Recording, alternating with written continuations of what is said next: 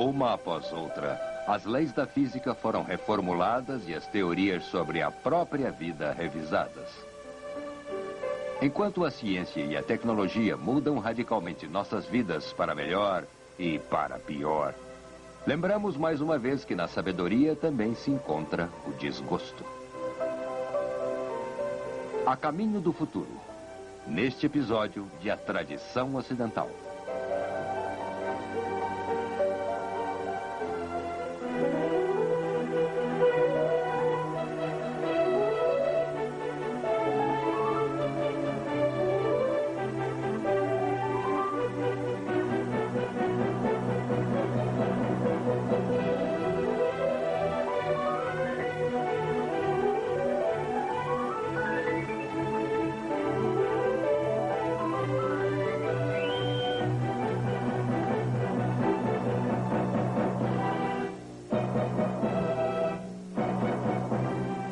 E agora o professor da Universidade da Califórnia, Eugene Weber, em sua jornada através da história da civilização ocidental. Na última vez, vimos como a tecnologia moderna tornou a vida mais fácil para as pessoas, de forma nunca antes imaginada.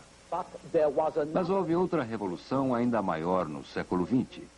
Uma que deu à humanidade a libertação parcial de seu destino biológico. Foi em 1901, por exemplo, que os primeiros prêmios Nobel foram entregues. O prêmio de física foi para Wilhelm Röntgen por seu trabalho com o raio-x, que na época muitos viam como uma curiosidade, mais ou menos como o cinema e os balões. E o prêmio de medicina daquele ano foi para Emil von Behring por sua pesquisa da difteria. Ambos os prêmios ilustram os espetaculares avanços feitos na medicina que o século XX iria levar ainda mais longe.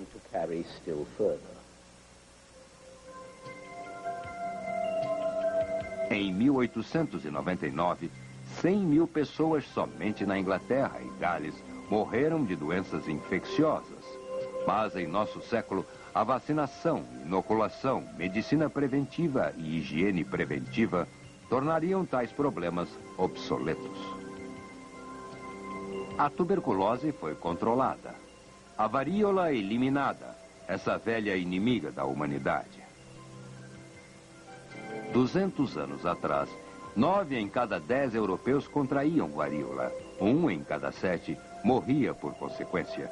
E a maior parte do resto ficava mais ou menos desfigurada. Em meados do século XX, esta praga já era apenas uma vaga lembrança, junto com a cólera, coqueluche, difteria e, após 1954, poliomielite. Nossas principais doenças hoje estão ligadas à maior longevidade, como o câncer, e à vida estressada, como as doenças cardíacas. Até mesmo a AIDS decorre dos avanços no transporte mundial, como ocorreu com a sífilis no século XVI. Algumas pragas apenas demoraram mais tempo a desaparecer. A transmissão de tifo por contato humano foi descoberta em 1909, mas as condições em que isto acontecia não podiam ser facilmente eliminadas.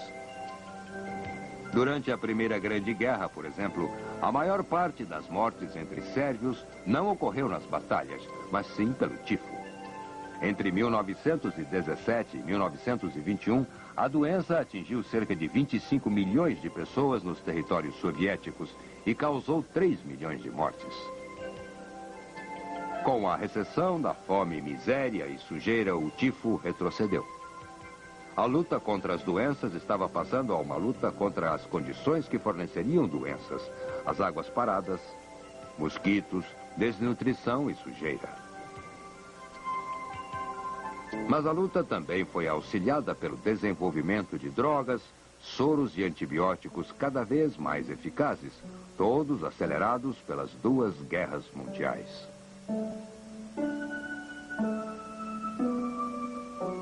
Não menos importante foi o acesso geral do povo ao atendimento médico, algo extremamente raro um século atrás, quando a maioria das pessoas não podia pagar um médico e só entrava num hospital para morrer. Com o cuidado médico, a taxa de mortalidade caiu, a longevidade aumentou. Mas, como nada jamais tem um só lado, o progresso da medicina moderna e da saúde pública trouxe novos problemas em seu rastro. A taxa de mortalidade em declínio resultou num enorme aumento da população.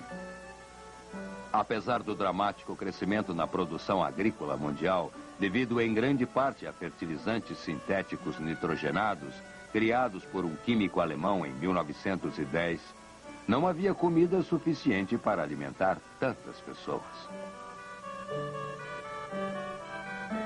Embora isto fosse evidente em países subdesenvolvidos, onde a fome, incompetência dos governos e corrupção ainda eram uma constante, o problema estava começando a ser identificado até mesmo no rico Ocidente. Mas a bomba demográfica causou menos preocupação que bombas de outros tipos.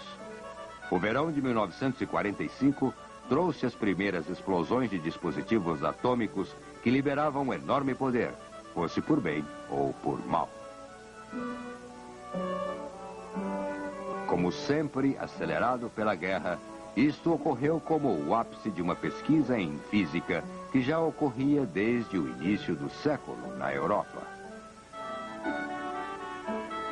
Por volta de 1911, o trabalho do casal Curie na França e de Rutherford na Inglaterra revelou a instabilidade e a desintegração de átomos em substâncias radiativas.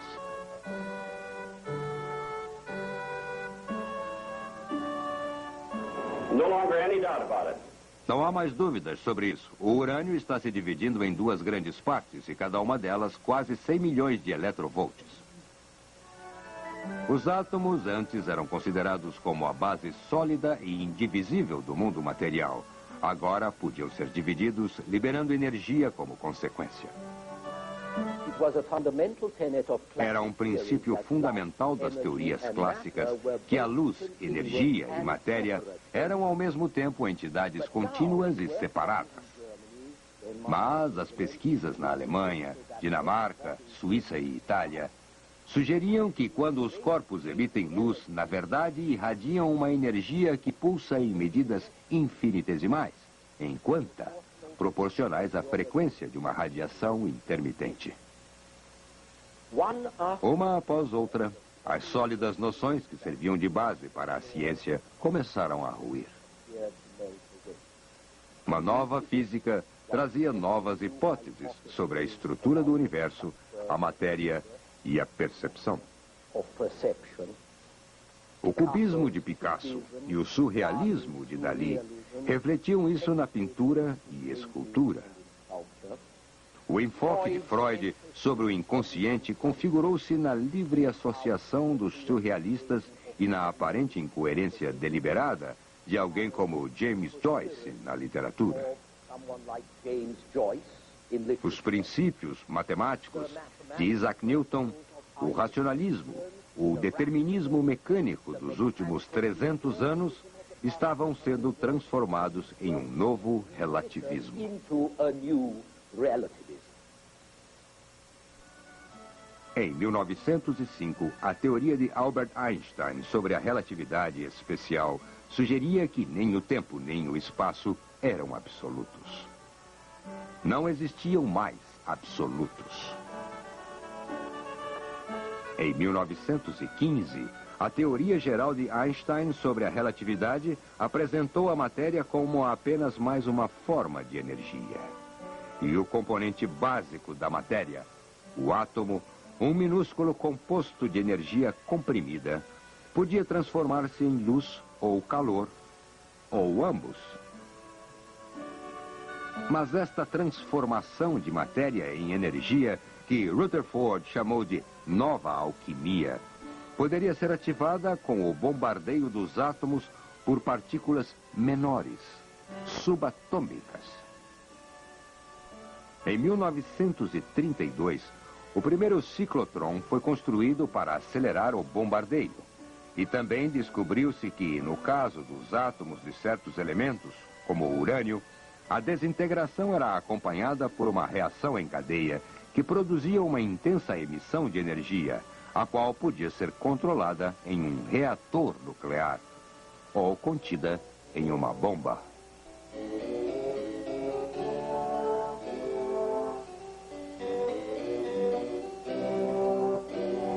Esta foi a base para a bomba de 200 quilos que destruiu Hiroshima em 6 de agosto de 1945. Hiroshima como a Guernica da Guerra Civil Espanhola. Hiroshima que se tornou parte da história e continua a afetá-la. O terror justificado pelos efeitos potenciais de uma bomba atômica ou armas ainda piores, tudo isto ajudou a evitar maiores conflitos durante 50 anos extremamente nervosos.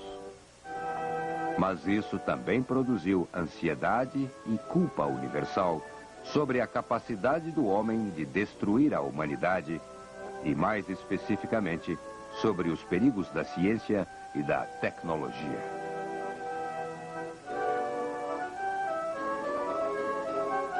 Esta ansiedade foi ainda mais alimentada quando, em 1953, em Cambridge, James Watson e Francis Crick decifraram a configuração em espiral dupla da molécula de DNA que determina a estrutura e a função de todos os seres vivos, a qual funciona como um computador vivo que diz a uma célula qual proteína ela deve produzir, ou, em outras palavras, o que criar e como.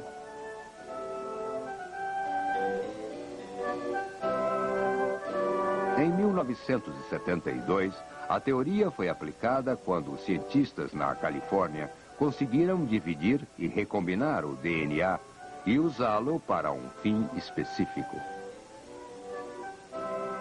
O passo da teoria à aplicação levara meio século na física nuclear, mas foram precisos menos de 20 anos para o homem produzir micro-organismos. Como átomos bombardeados por radiação, as sólidas certezas do homem desintegraram-se sob o bombardeio da física, química, bioquímica, astronomia e mesmo a geografia. O físico dinamarquês Niels Bohr já explicava isso em 1938. O homem, disse Niels Bohr, não vive mais no centro do universo, cercado por sociedades menos afortunadas, à beira de algum abismo. Homens e mulheres agora partilham de um pequeno planeta esférico de um sistema solar que é apenas uma pequena parte de um sistema muito maior. Isto, como a revisão de nossas tradicionais ideias sobre o espaço e o tempo, disse Bohr, serviu como um sério aviso sobre a relatividade de todo o julgamento humano.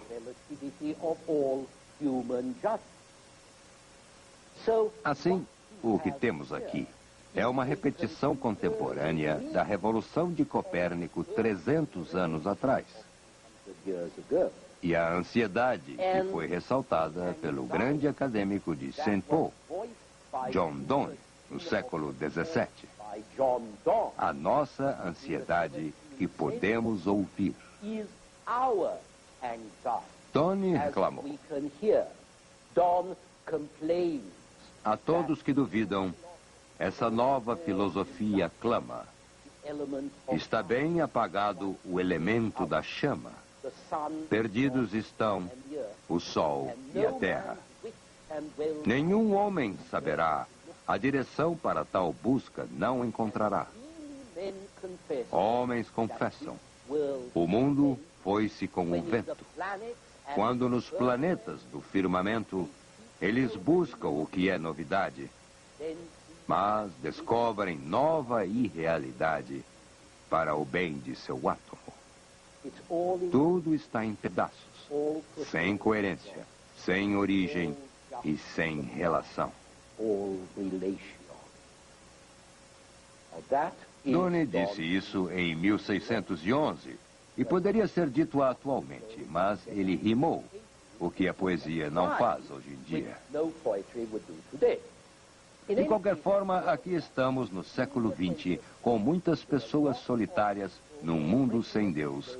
E agora não apenas Deus é negado, mas também a sólida substância de julgamentos e percepções. O mundo sempre foi administrado de forma lamentável, mas agora não sabemos mais a quem reclamar. A resposta a este problema foi sugerida por um filósofo francês numa palestra em 1945. Jean-Paul Sartre apresentou o que ele descreveu como um novo humanismo e que chamou de existencialismo.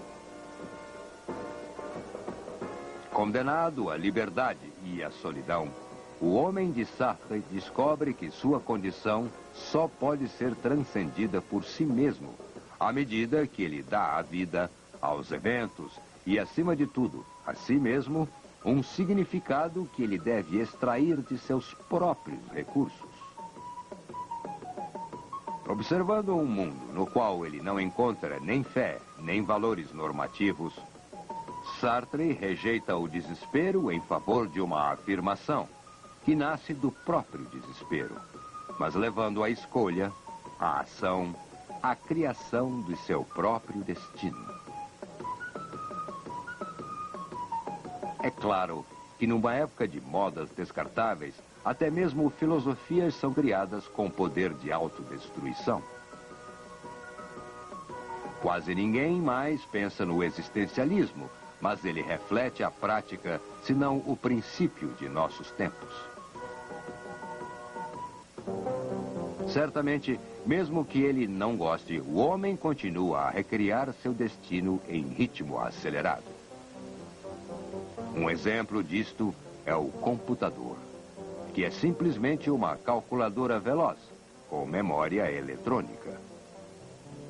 Durante a guerra, os ingleses criaram o primeiro computador eletrônico, com o objetivo de usá-lo para decifrar códigos do inimigo. O primeiro equivalente civil foi anunciado nos Estados Unidos em 1946. Ele pesava 30 toneladas, ocupava o espaço de uma garagem para 2 carros e continha 18 mil tubos de vácuo, que falhavam a média de 1 a cada 7 minutos. Na década de 80, um minúsculo chip de silicone já oferecia a mesma capacidade de computação, e qualquer computador pessoal de $1.000 hoje em dia faz mais do que aquilo que custou $500 milhão 30 anos atrás. Os computadores afetaram radicalmente nossas vidas para o bem ou para o mal, e não podem mais ser descartados sem causar uma catástrofe. Assim, a ciência e a tecnologia mudaram nosso modo de vida, mas não a natureza nem as paixões da humanidade. Após um século de afirmações de que os problemas podem ser resolvidos pela ciência, pela razão ou por atos de determinação, temos que admitir que alguns problemas não podem ser resolvidos, ou que suas soluções trazem outros problemas, algo que Eclesiastes da Bíblia já sabia há muito tempo atrás.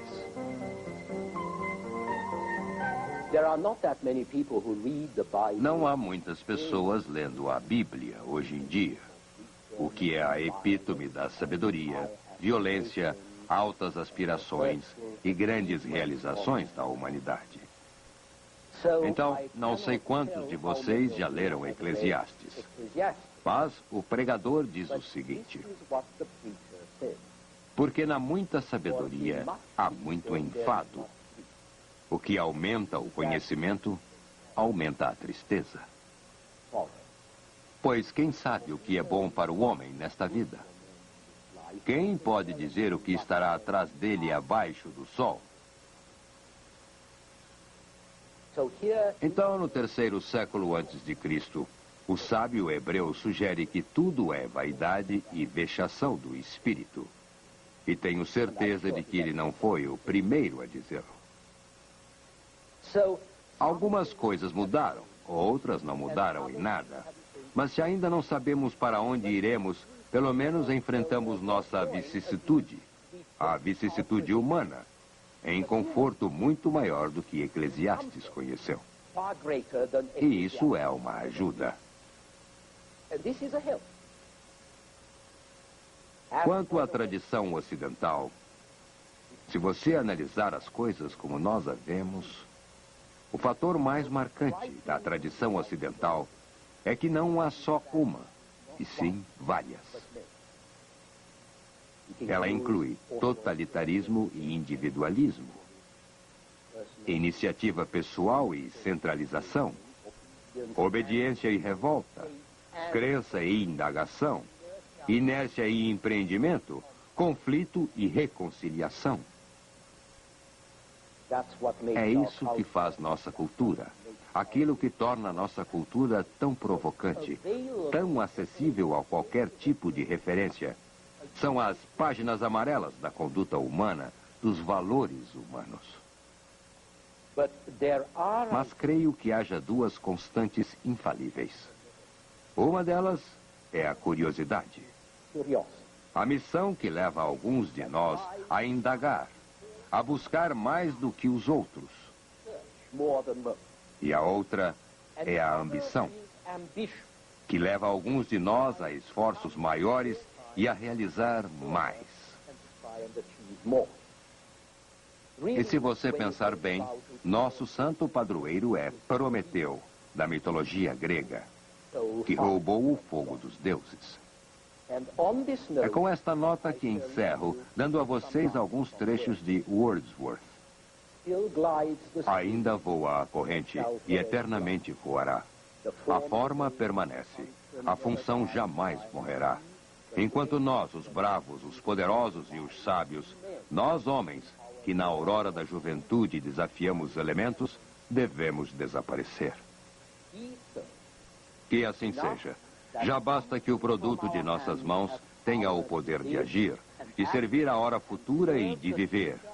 E que marchando para a tumba nos calamos pelo amor, pela esperança e pela eterna dádiva da fé.